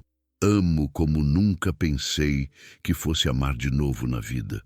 Amo mais do que amei qualquer coisa neste mundo. Mesmo eu sendo nova, mesmo eu trazendo todos esses problemas, mesmo eu não sendo boa o suficiente, principalmente por isso. Porque você me ensinou que o coração pode voltar a bater, que a vida pode recomeçar, que ainda vale a pena acordar todo dia. Lúcia me abraçou, forte, desesperada, como quem se agarra à única tábua de salvação no meio do naufrágio. Eu também amo o Senhor, seu João. Muito. Mais do que eu sabia que podia amar alguém na vida. Tem certeza? Mesmo sabendo que vai ser difícil, que as pessoas vão falar, que vamos ter que enfrentar seu padrasto e esses homens? Tenho certeza de tudo. Pela primeira vez na vida, tenho certeza absoluta de alguma coisa. Lá fora, a tempestade continuava com toda a força. Raios cortavam o céu, como espadas de fogo. Trovões sacudiam as janelas da casa. A chuva batia no telhado de zinco com força de martelo. Mas ali dentro, abraçados no chão frio da sala, sentimos pela primeira vez que éramos realmente uma família. Uma família que ninguém ia conseguir separar. Pelo menos era isso que esperávamos, enquanto a tempestade lavava o mundo lá fora e nos deixava sozinhos com nosso amor novo e nossa determinação de protegê-lo contra qualquer ameaça. Mas tempestades passam. E quando passam, às vezes deixam o terreno ainda mais perigoso e instável do que antes da chuva chegar. A tempestade durou a noite toda, como se o céu estivesse lavando o mundo de todas as maldades. Pela manhã, tudo parecia renovado e purificado. O ar cheirava a terra molhada, folhas novas e esperança fresca. O terreiro estava cheio de poças que refletiam o céu azul como espelhos naturais, e os passarinhos cantavam como se celebrassem não apenas o fim da chuva, mas também nossa vitória sobre os homens que tinham vindo nos ameaçar. As plantas do quintal pareciam mais verdes, mais vivas, como se a chuva tivesse dado uma energia nova para toda a natureza. Até o trovão corria alegre pelas poças, latindo para os próprios reflexos na água, brincando como um cachorro jovem. Mas a tranquilidade da natureza não chegava completamente até nós. Lúcia acordou cedo, como sempre fazia, mas suas mãos tremiam levemente quando servia o café da manhã. Eu sabia que ela não tinha dormido direito. Durante a noite toda, ouvi ela se mexendo na cama, suspirando profundamente, às vezes sussurrando orações baixinhas que a mãe tinha ensinado quando era pequena. Nos últimos dias, depois da nossa conversa sincera na sala, ela tinha voltado a dormir no quarto dos fundos. Não falamos sobre isso abertamente. Algumas coisas precisam acontecer no tempo delas, sem pressão. Seu João, ela disse, colocando a xícara fumegante na minha frente, o que nós vamos fazer agora? Vamos continuar vivendo nossa vida. É isso que vamos fazer. Mas eles disseram que vão voltar, e da próxima vez com mais gente. E se trouxerem a polícia? E se inventarem alguma história contra o Senhor? Deixa eles virem com quantos quiserem. A verdade sempre vence no final. Ela se sentou na minha frente, ainda de camisola simples, os cabelos castanhos soltos caindo nos ombros delicados. Estava mais bonita a cada dia que passava. Não só por fora, por dentro também. O medo ainda estava lá, mas tinha uma força nova nos olhos dela, uma determinação que não existia quando a encontrei no celeiro. Seu João, eu estive pensando a noite toda. Fala, minha flor, e se nós fôssemos embora? Para longe, para um lugar onde eles não pudessem achar a gente nunca mais. Fugir? Recomeçar. Em outro estado, talvez. Minas Gerais, São Paulo, Mato Grosso. O Senhor podia vender a fazenda. Nós podíamos comprar um sítio pequeno em algum lugar onde ninguém nos conhecesse. Lúcia. Estendi a mão por cima da mesa de madeira gasta pelo tempo e segurei a dela com carinho. Essa terra é minha vida. Foi aqui que nasci, aqui que cresci brincando entre os pés de milho, aqui que casei com a Maria, aqui que enterrei ela com minhas próprias mãos. É aqui que pretendo morrer quando Deus quiser me chamar. E é aqui que nós vamos viver nossa vida juntos. Mas a vida do Senhor não vale mais que essa terra. Minha vida está nessa terra. As memórias, o trabalho de uma vida inteira, tudo está aqui. E agora você faz parte da minha vida. Então você também faz parte desta terra. Mas e se eles não têm mais, minha flor? Essa é nossa casa. E casa da gente, a gente defende até o último suspiro, até a última gota de sangue. Ela assentiu devagar, mas percebi que não estava completamente convencida. E eu entendia a preocupação dela. Era fácil para mim falar em defender a casa. Eu era homem feito, conhecia todo mundo na redondeza, tinha amigos, tinha recursos. Ela era uma menina sozinha no mundo, acostumada a fugir, acostumada a se esconder, acostumada a sobreviver sem poder contar com ninguém. Passamos o dia inteiro arrumando os estragos da chuva torrencial. O telhado do galinheiro tinha perdido várias telhas. Um galho grande da mangueira centenária tinha caído em cima da cerca dos porcos e a horta estava completamente alagada. Trabalhamos juntos, em silêncio na maior parte do tempo, mas era um silêncio bom. Companheiro, como de casal que se conhece há anos e não precisa de palavras para se entender perfeitamente. Lúcia estava diferente desde nossa conversa sincera da noite anterior. Mais próxima, mais natural comigo. Às vezes, ela encostava em mim quando passava carregando alguma coisa, ou segurava minha mão um pouco mais tempo quando eu passava uma ferramenta para ela. Pequenos gestos que diziam mais do que 1000 palavras bonitas. No meio da tarde, enquanto eu pregava uma tábua nova na cerca dos porcos, ela veio correndo pelo terreiro. Seu João, tem gente vindo na estrada! Meu coração disparou imediatamente. Larguei o martelo e peguei a espingarda que agora mantinha sempre por perto. Mas quando olhei para a estrada poeirenta, vi que era o padre Antônio, da cidade, vindo de bicicleta como sempre fazia quando visitava os fiéis da zona rural. É só o padre, disse, aliviado, mas ainda tenso. Padre Antônio era um homem bom, 60 e poucos anos, cabelos brancos como algodão, barriga de quem gostava da boa mesa. Conhecia ele há mais de 20 anos. Tinha casado eu e a Maria numa cerimônia simples, mas emocionante. Tinha dado a extrema unção para ela quando morreu daquela febre maldita. Tinha me consolado nos piores momentos do luto. Era uma das poucas pessoas em quem eu confiava completamente, sem reservas. Boa tarde, João. Ele gritou alegremente, parando a bicicleta velha no portão. Boa tarde, padre. Entre, entre. Está em casa. Ele olhou para Lúcia com curiosidade natural e bondosa, mas sem malícia. Era assim o Padre Antônio. Respeitava as pessoas e suas escolhas de vida. Esta é a Lúcia, eu disse, apresentando. Ela está morando aqui. Muito prazer, minha filha. Deus a abençoe sempre. Igualmente, padre. Lúcia serviu café forte e bolo de fubá, que havia feito pela manhã, e ficamos conversando na varanda. O padre falou das chuvas que tinham beneficiado as plantações da região toda, das festas juninas que estavam se aproximando, da festa de São João que ia ter na cidade em algumas semanas. Coisas normais, cotidianas, reconfortantes. Mas eu sentia que ele tinha vindo aqui por algum motivo específico, não apenas para uma visita social. Depois que Lúcia se afastou discretamente para dar milho para as galinhas, ele se virou para mim com expressão mais séria e preocupada. João, preciso falar com você sobre um assunto delicado. Fale, padre. Pode falar à vontade. Ontem apareceram uns homens na cidade, fazendo perguntas sobre uma menina. Disseram que ela estava aqui na sua casa. Fizeram muitas perguntas na farmácia, no mercado, na delegacia. Senti o sangue gelar nas veias. E o que o padre falou para eles?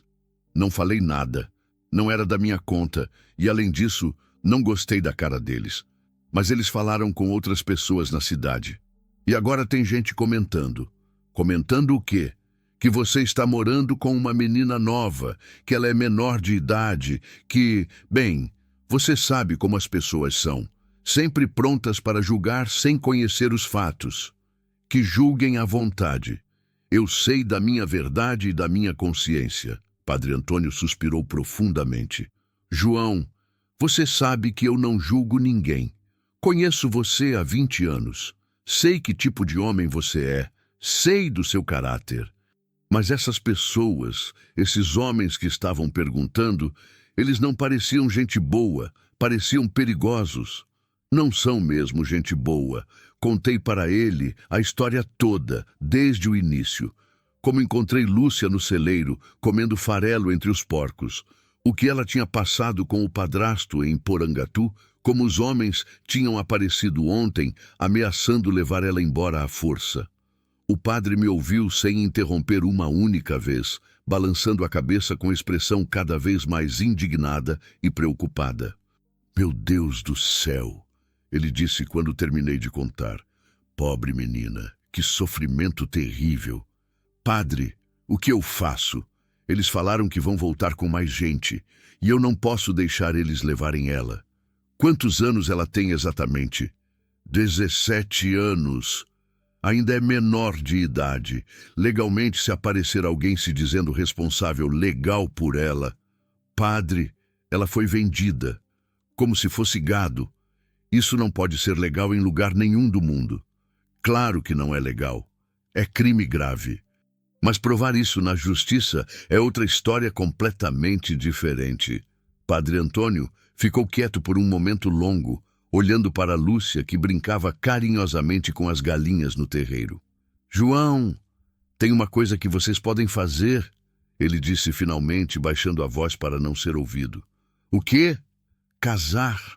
A palavra ficou no ar como um trovão em céu claro, ecoando na minha cabeça. Casar? Se ela for sua esposa legalmente, ninguém pode levá-la. Nem o padrasto, nem esse homem que a comprou, nem ninguém.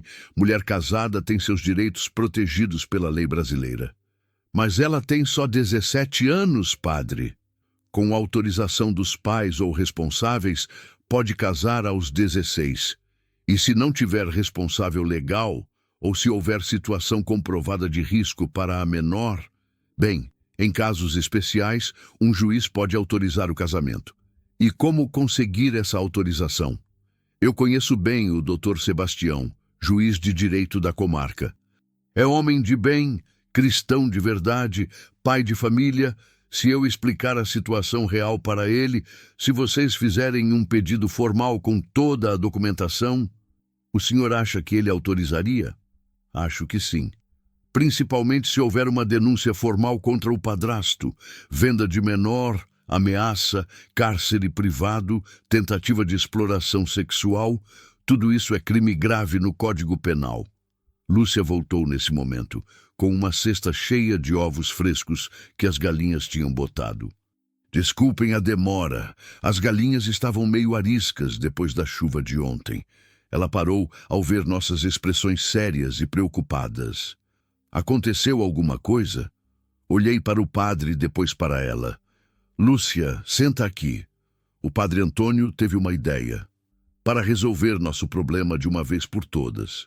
Que ideia? Casar. Nós dois.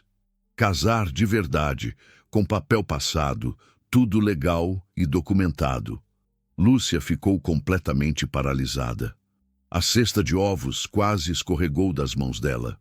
Do casar? Se você for minha esposa legal, ninguém pode te levar daqui.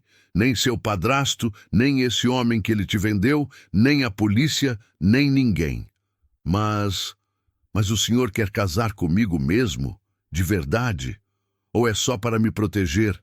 A pergunta me pegou de surpresa. Olhei para ela, os olhos castanhos brilhando de emoção, a pele morena que havia ganhado cor e vida desde que chegou, o jeito meigo que tinha com os bichos e comigo. Pensei em como a casa tinha mudado desde que ela chegou, como eu tinha mudado. Pensei no medo real que senti de perdê-la ontem, no alívio enorme quando ela decidiu ficar ao meu lado. Lúcia, eu quero casar com você porque te amo de verdade. A proteção é consequência do amor, não o motivo do casamento. O senhor tem certeza? Mesmo eu sendo nova demais, mesmo eu não sabendo ser esposa direito, mesmo eu trazendo todos esses problemas, tenho certeza de tudo. Da minha idade, da sua juventude, dos problemas que podem vir pela frente. E tenho certeza de que quero enfrentar tudo isso ao seu lado, como marido e mulher. Ela começou a chorar. Não de tristeza, de alegria pura, da cabeça aos pés. Eu também quero, seu João. Muito, mais do que qualquer coisa no mundo. Mesmo sabendo que vai ser difícil, que as pessoas vão falar mal, que vamos ter que enfrentar seu padrasto e esses homens perigosos, principalmente por causa disso. Porque pela primeira vez na vida eu tenho alguém que quer me proteger de verdade, que me ama de verdade. Padre Antônio sorriu emocionado e vi que seus olhos também estavam úmidos. Então, vamos tratar dos papéis imediatamente, mas tem que ser rápido. Se esses homens voltarem antes do casamento estar consumado legalmente, não precisou terminar a frase. Todos nós sabíamos perfeitamente o que podia acontecer. Padre, quanto tempo o senhor acha que vai demorar para conseguir a autorização? Se tudo correr bem, se o doutor Sebastião concordar com a situação, talvez uma semana, no máximo 10 dias. E se eles voltarem antes disso? Aí vamos ter que improvisar alguma coisa. Talvez um casamento de emergência, só com a bênção da igreja e depois regularizar os papéis na justiça. Naquela tarde, depois que o padre foi embora pedalando sua bicicleta velha, ficamos na varanda fazendo planos concretos para nossa vida juntos. Era estranho e emocionante falar de casamento, de futuro, com a ameaça ainda pairando sobre nossas cabeças. Mas ao mesmo tempo era libertador. Finalmente tínhamos uma solução real, um caminho para frente. Seu João, disse Lúcia encostada no meu ombro, o senhor acha que Dona Maria ficaria brava com a gente? A pergunta doeu um pouco no começo, mas logo se transformou numa dor boa. Uma dor que significava que eu estava vivo de novo, que estava permitindo que a vida continuasse seu curso natural. A Maria sempre dizia que depois que ela morresse, eu tinha que viver, que não tinha que ficar no luto para sempre, igual viúva de guerra que nunca mais sorri. Acho que ela ia gostar muito de você. É mesmo eu, sendo do jeito que eu sou, com esse passado todo, do jeito que você é perfeito. Para mim e para ela também. O senhor acha que eu vou saber ser esposa? Cuidar da casa direito, cozinhar as comidas que o senhor gosta? Cuidar do senhor quando ficar velho? Lúcia, você já cuida de mim melhor que eu mesmo cuidava. Já faz desta casa um lar de novo. Não precisa saber nada além de continuar sendo você mesma. E filhos? O senhor quer ter filhos comigo? A pergunta me pegou completamente desprevenido. Eu e a Maria tínhamos tentado ter filhos durante anos, sem sucesso. Os médicos nunca souberam explicar direito por quê, mas não aconteceu. Foi uma das grandes tristezas da nossa vida de casados. Quero, se Deus quiser nos dar filhos, eu quero muito. Quantos? Quantos vier? Uma casa cheia de crianças correndo pelo terreiro, subindo nas árvores, ajudando com os bichos, enchendo esta casa de vida e alegria. Lúcia sorriu e beijou meu rosto com carinho.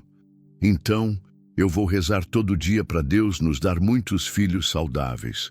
Nós nos beijamos ali na varanda, pela terceira vez, desde que ela chegou. Um beijo demorado, gostoso, que sabia a promessa de futuro feliz. Lá longe, uma coruja piou melancólica, e o vento balançava as folhas da mangueira ainda molhadas da chuva da noite anterior.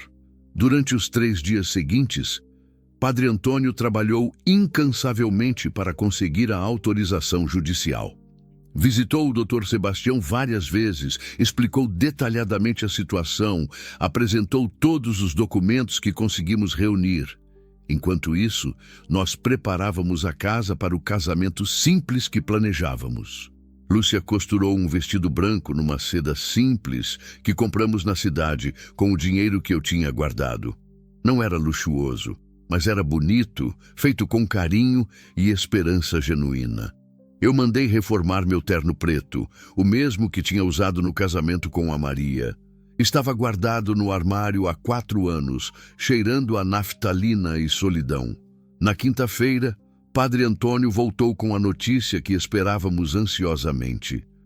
Conseguimos, disse, descendo da bicicleta com um sorriso enorme no rosto. Dr. Sebastião assinou a autorização especial. Vocês podem casar quando quiserem. E os documentos? Está tudo certo? Perguntei. Tudo perfeitamente certo. Ele até fez uma anotação especial no processo, mencionando detalhadamente a situação de risco que a menina enfrentava. Se alguém vier questionar o casamento depois, vai encontrar tudo documentado oficialmente. Quando podemos fazer a cerimônia? Quando vocês quiserem, amanhã mesmo, se for da vontade de vocês. Olhei para a Lúcia. Ela estava radiante, mais feliz do que eu jamais tinha visto. Pode ser sábado? Ela perguntou timidamente. Assim podemos nos preparar melhor, arrumar tudo direitinho. Sábado está perfeito, concordou o padre. E onde vamos fazer a cerimônia? Na igreja da cidade? Onde vocês quiserem.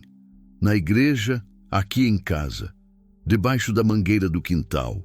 Debaixo da mangueira, disse Lúcia, sem hesitar um segundo. Foi debaixo dessa árvore que o senhor me disse que me amava pela primeira vez. Não foi bem assim que aconteceu, mas não corrigi.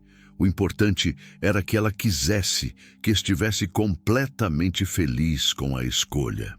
No sábado de manhã, 15 de junho, dia de Santo Antônio, casamenteiro por excelência, o sol nasceu brilhando como ouro puro no céu sem nuvens.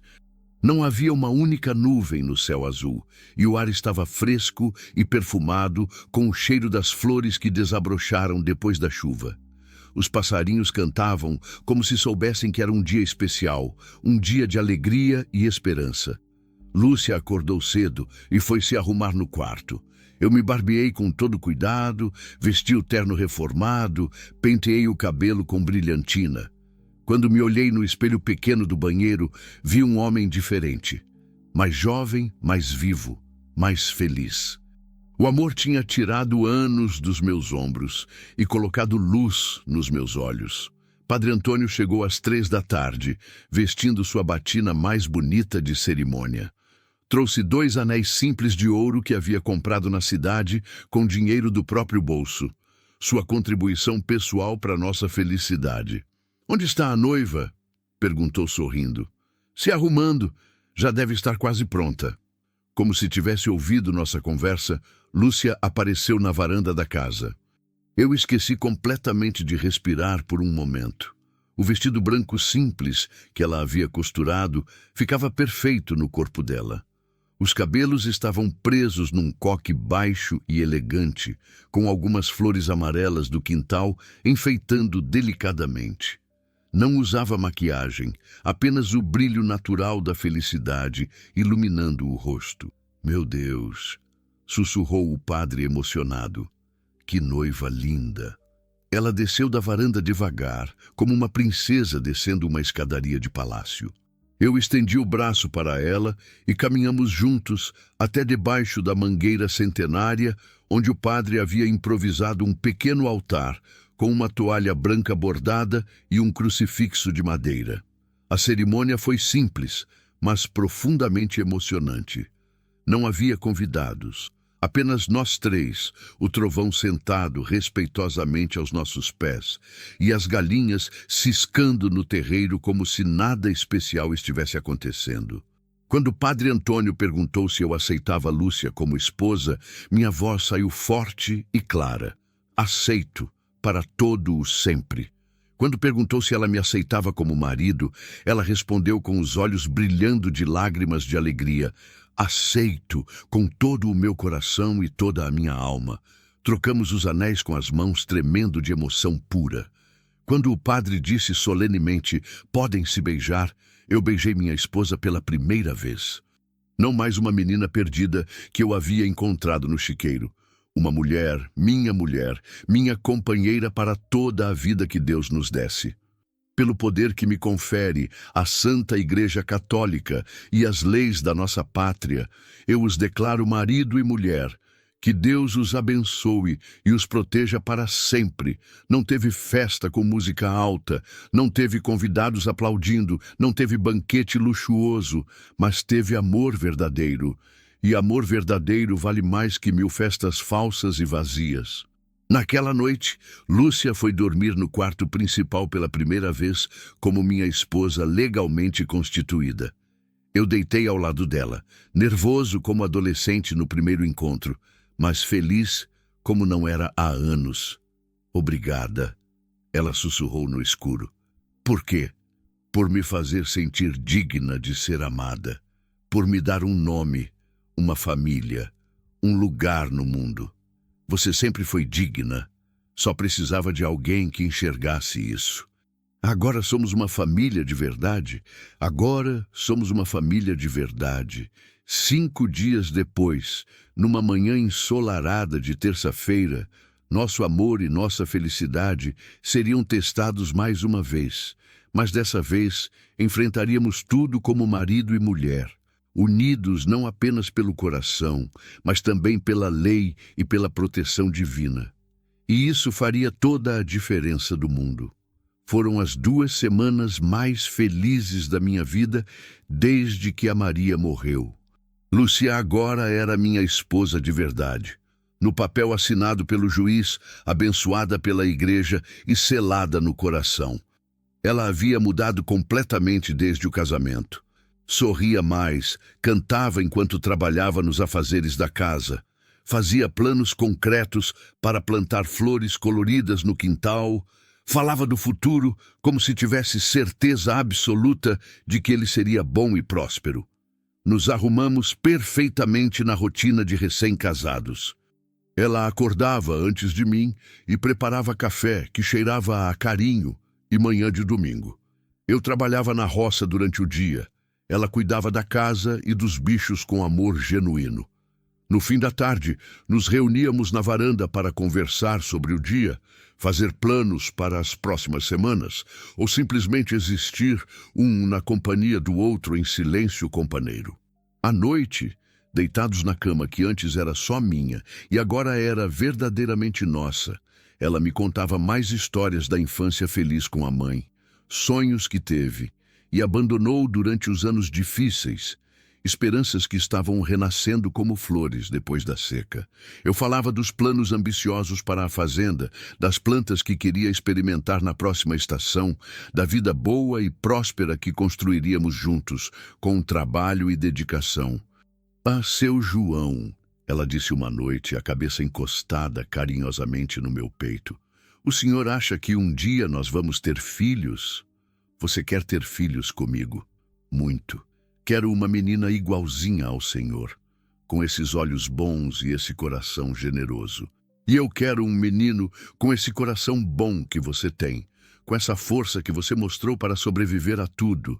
Ela riu baixinho, um som que tinha se tornado música para os meus ouvidos. Como vai ser igual a mim se for menino, com essa bondade natural que você tem, com essa coragem silenciosa, com essa capacidade de amor que você me ensinou. O senhor acha que nossos filhos vão crescer aqui, nesta casa, neste terreiro? Se Deus quiser e permitir, sim. Vão correr por este terreiro, vão subir nas árvores do quintal, vão ajudar a cuidar dos bichos, vão encher esta casa de vida e alegria. E vão saber que a mamãe deles foi encontrada comendo farelo no chiqueiro. Vão saber que a mamãe deles é a mulher mais corajosa do mundo, que enfrentou tudo que a vida jogou em cima dela e venceu com dignidade.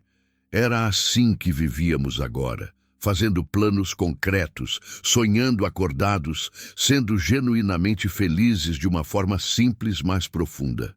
Comecei a acreditar que os homens tinham finalmente desistido da perseguição, que nossa felicidade estava garantida e protegida. Até que numa terça-feira, bem cedo, antes mesmo do sol nascer completamente, o trovão começou a latir desesperadamente. Acordei sobressaltado, instantaneamente alerta. Lúcia também acordou, mais rápida que eu, já condicionada pelo medo. O que foi, João? Não sei. Fica quieto um momento, deixa eu escutar. Peguei a espingarda que agora sempre deixava ao lado da cama e fui até a janela do quarto. Ainda estava meio escuro, mas a luz fraca da madrugada permitia ver movimento no terreiro. Não era uma nem duas pessoas, eram várias silhuetas se movendo estrategicamente. Lúcia, deita no chão, agora mesmo. João, deita no chão e não levanta por nada neste mundo. Abri a janela devagar, tentando não fazer barulho, e gritei na direção do terreiro. Quem está aí? O que vocês querem? Uma voz familiar e odiada respondeu. Queremos a menina, velho. Entrega ela e ninguém se machuca. Era o homem magro de novo, mas dessa vez ele havia trazido ainda mais gente. Pela quantidade de vultos que se moviam no terreiro, eram pelo menos 6 ou 7 homens armados. A menina é minha esposa, casada legal. Vocês não têm direito nenhum sobre ela. Casou com menor de idade. Isso é crime, estupro de vulnerável. A justiça vai querer falar com você. Tenho autorização do juiz, tudo legalizado, documentos assinados pelo doutor. Sebastião, não importa. Ela tem que pagar a dívida do padrasto. Quem comprou quer o que é dele por direito.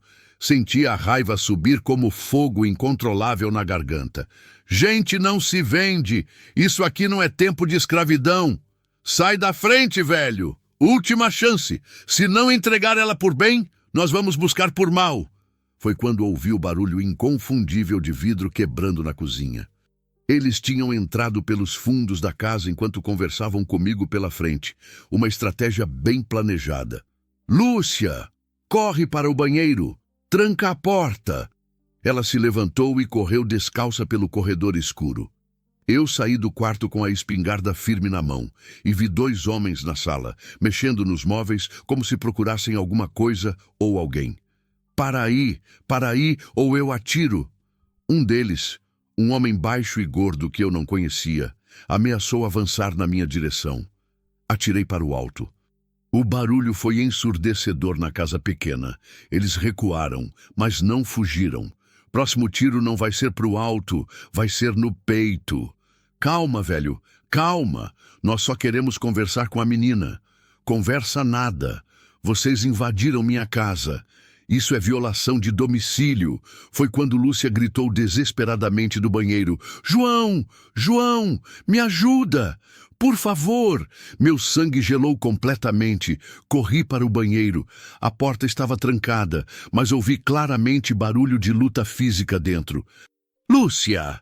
Eles entraram pela janela. João, me ajuda! Não deixa eles me levarem. Chutei a porta com tanta força que ela se espatifou em pedaços de madeira. Dentro do banheiro pequeno, Lúcia estava lutando desesperadamente com um homem que tentava puxá-la pela janela estreita.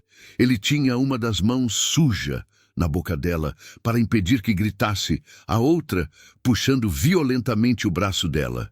Sem pensar duas vezes, sem hesitar um segundo, apontei a espingarda e atirei.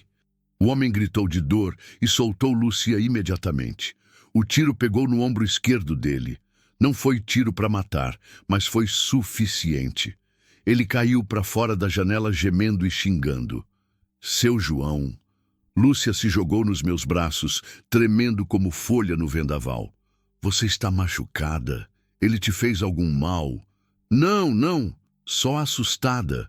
Só muito assustada. Ouvimos passos correndo lá fora, gritos confusos, barulho de carros partindo em alta velocidade. Em poucos minutos, tudo ficou completamente silencioso de novo. Ficamos abraçados ali, no banheiro destruído, respirando pesado, tentando acreditar que tinha realmente acabado. Lúcia chorava, mas não era choro de medo, era de alívio profundo e libertador. Acabou, eu disse com convicção. Acabou para sempre. Tem certeza absoluta? Tenho. Eles não vão mais voltar. Não depois de levarem tiro. Não depois de verem que estou disposto a tudo. E não voltaram mesmo. Soubemos depois, através do delegado Carvalho, que o homem que levou o tiro foi parar no hospital de Anápolis. A polícia foi obrigatoriamente chamada por causa do ferimento à bala. Ele foi forçado a contar a história toda para justificar como levou o tiro e acabou preso junto com os outros envolvidos. O padrasto de Lúcia também foi finalmente preso em Porangatu, por venda de menor e uma série de outros crimes graves que a investigação policial descobriu. O homem da cidade que havia comprado Lúcia também foi identificado e preso pela polícia. Tinha um esquema bem organizado de exploração sexual de menores que funcionava há anos na região. Nossa denúncia corajosa ajudou a desmantelar toda a rede criminosa. A justiça às vezes demora para chegar, mas quando chega, chega com força total. 5 anos se passaram desde aquela noite terrível de confronto. Estou aqui na varanda, vendo o sol se pôr majestosamente atrás das montanhas azuladas e penso em como a vida pode mudar radicalmente de uma hora para outra. A casa não é mais silenciosa e vazia. Tem riso de criança ecoando alegremente pelos cômodos. Tem barulho de brinquedo espalhado pelo terreiro. Tem música de rádio na cozinha, quando Lúcia cozinha, cantarolando as músicas sertanejas que aprendeu. Lúcia está ali dentro neste momento, preparando a janta com cuidado, grávida de 6 meses do nosso segundo filho. Está radiante, mais bonita do que nunca, cantando uma música romântica que ouviu no rádio.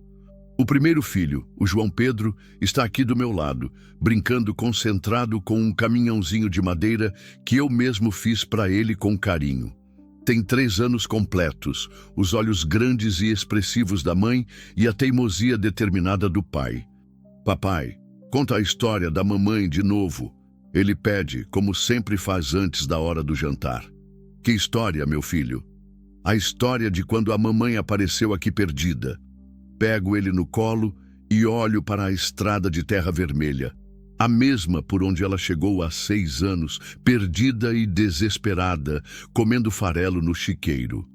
Era uma vez uma princesa que se perdeu no meio do caminho. Ela não era princesa, papai. Era uma moça muito triste.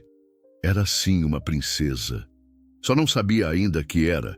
João Pedro ri gostoso e pede para eu continuar a história toda. Conto, como sempre conto, adaptando cuidadosamente para a idade dele. De como a mãe apareceu precisando de ajuda, de como ficamos amigos, de como nos apaixonamos e casamos debaixo da mangueira. Não conto as partes mais difíceis e violentas. Isso fica para quando ele for bem maior e puder entender a complexidade da vida. Lúcia aparece na varanda, enxugando as mãos no avental florido, a barriga redonda destacando lindamente contra o vestido simples e colorido. Janta está pronta, família. Já vamos, minha flor. Ela sorri radiante. Ainda a chamo de flor, como naquele primeiro dia transformador, e ela realmente virou uma flor, plantada em terra boa, regada com carinho genuíno, floresceu de uma forma que eu nunca imaginei que ia florescer. João, ela diz, se sentando delicadamente na cadeira ao meu lado. Fala, amor, você se arrepende de alguma coisa? Do quê? De ter me achado naquele dia, de ter casado comigo, de ter mudado sua vida toda por minha causa. Olho para ela, a barriga com nosso segundo filho se mexendo, o rosto que ganhou cor e vida plena, os olhos que agora brilham de felicidade pura e contagiante. Olho para João Pedro, que herdou o melhor de nós dois. Olho para a casa que voltou a ter vida abundante, para o quintal cheio de flores coloridas que ela plantou, para os bichos que parecem mais felizes e prósperos desde que ela chegou. Lúcia, se eu pudesse voltar no tempo, faria tudo exatamente igual, só que mais rápido. Ela ri emocionada e me beija carinhosamente. Eu também faria tudo igual. João Pedro pula animado do meu colo e corre para a mãe. Mamãe, papai disse que você era uma princesa quando chegou aqui. Era mesmo? Ela finge surpresa teatral. E o que eu sou agora? Agora você é rainha, rainha da nossa casa. Lúcia olha para mim por cima da cabeça do menino, e seus olhos dizem tudo que palavras nunca conseguiriam expressar.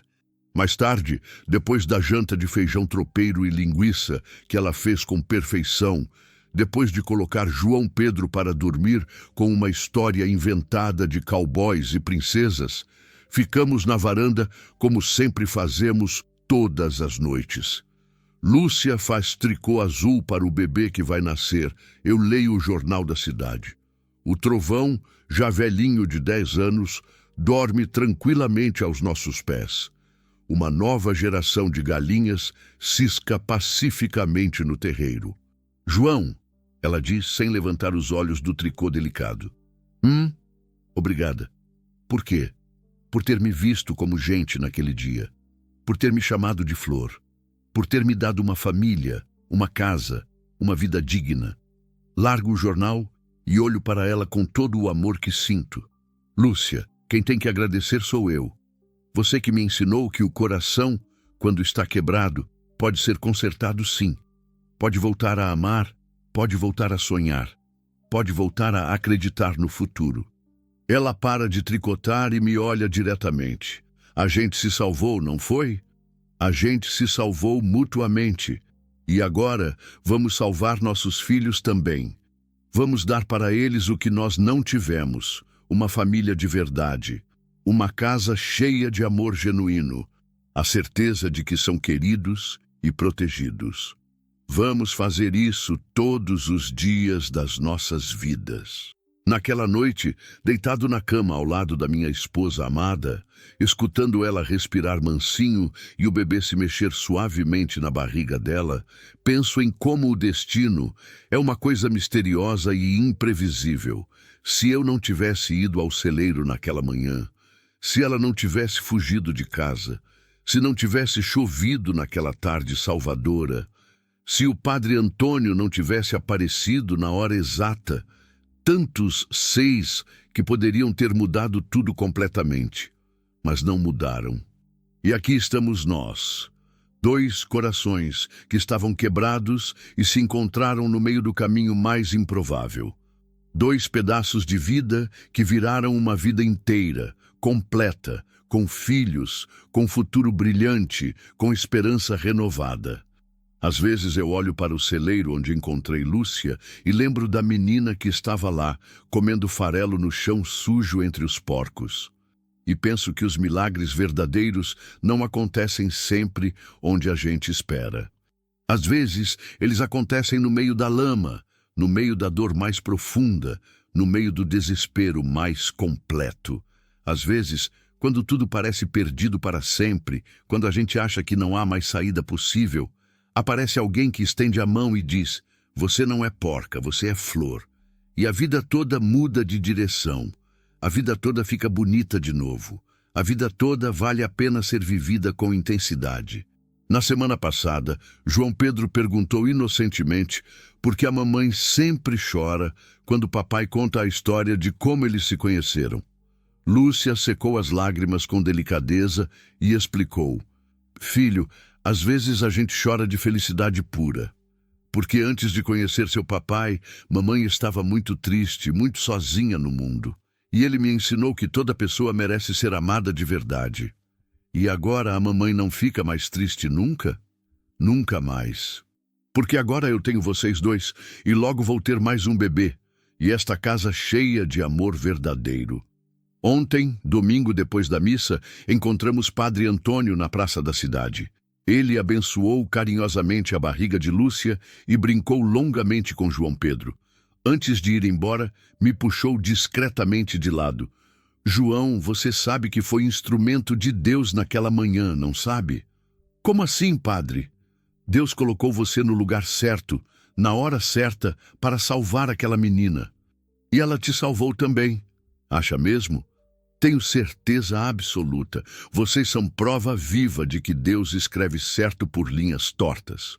Hoje de manhã, enquanto tomávamos café tranquilamente, Lúcia me contou que sonhou com a mãe dela. Ela estava bonita, jovem, sorrindo feliz.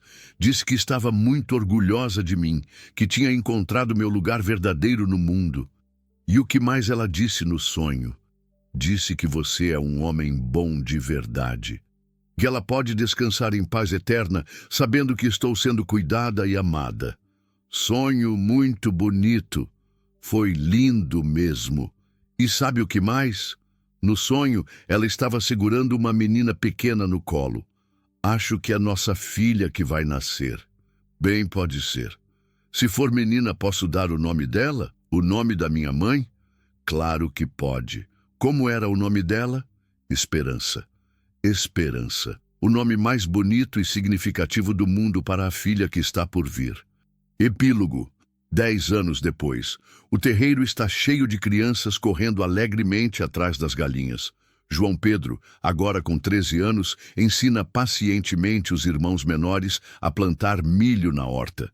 Esperança, de 10 anos, ajuda a mãe a estender roupa colorida no varal. O caçula, Miguel, de 7 anos, brinca animadamente com o neto do trovão, porque até o cachorro constituiu família e deixou descendentes. Lúcia está na varanda, grávida do 4º filho, sorrindo radiante enquanto observa a bagunça organizada e feliz que virou nossa vida. Tem 32 anos agora, mais bonita do que nunca, irradiando uma felicidade contagiante que contamina todo mundo ao redor. Eu estou aqui, 62 anos, cabelos brancos como algodão, mas com o coração jovem e cheio de vida. Porque amor verdadeiro rejuvenesce a alma todos os dias. João, ela me chama carinhosamente. Oi, minha flor eterna. Lembra quando eu perguntei se podia ficar aqui para sempre? Lembro como se fosse ontem. Obrigada por ter dito que sim. Obrigado você por ter perguntado. As crianças correm animadas para a varanda pedindo lanche da tarde. Lúcia se levanta devagar. A barriga de 7 meses dificulta os movimentos e vai preparar pão fresco com manteiga e leite gelado com achocolatado. Fico aqui observando minha família numerosa, minha vida plena, minha felicidade completa e inesgotável. E penso na frase que sempre repito para mim mesmo quando quero lembrar como tudo começou. No campo da vida, a gente planta amor e colhe família. E quando duas solidões se encontram no momento certo, nasce algo maior que a soma das duas. Nasce a esperança renovada de que sempre é possível recomeçar, porque foi exatamente isso que fizemos. Recomeçamos nossas vidas. Lúcia recomeçou a partir de um chiqueiro miserável. Eu recomeçou a partir de um coração partido pela viuvez. E juntos construímos uma história de amor verdadeiro que começou com farelo de porco e floresceu em jardim perfumado de felicidade. Às vezes, os melhores e mais duradouros amores nascem nos lugares mais improváveis. Às vezes, quando a gente menos espera, aparece alguém que muda tudo para sempre. Às vezes, basta estender a mão para quem precisa e dizer: Você é flor. E toda uma vida muda de direção, para sempre. No coração da terra vermelha de Goiás, onde o sol nasce dourado todas as manhãs e o vento carrega cheiro de esperança pelos campos, duas almas feridas se encontraram e descobriram que amor verdadeiro não pergunta de onde vem nem para onde vai. Apenas acontece, cresce e transforma tudo ao seu redor. Porque no fim das contas, todos nós somos flores, esperando pacientemente alguém que nos veja como tal, mesmo quando estamos perdidos no chiqueiro do mundo. E quando esse alguém aparece, a vida inteira floresce de novo.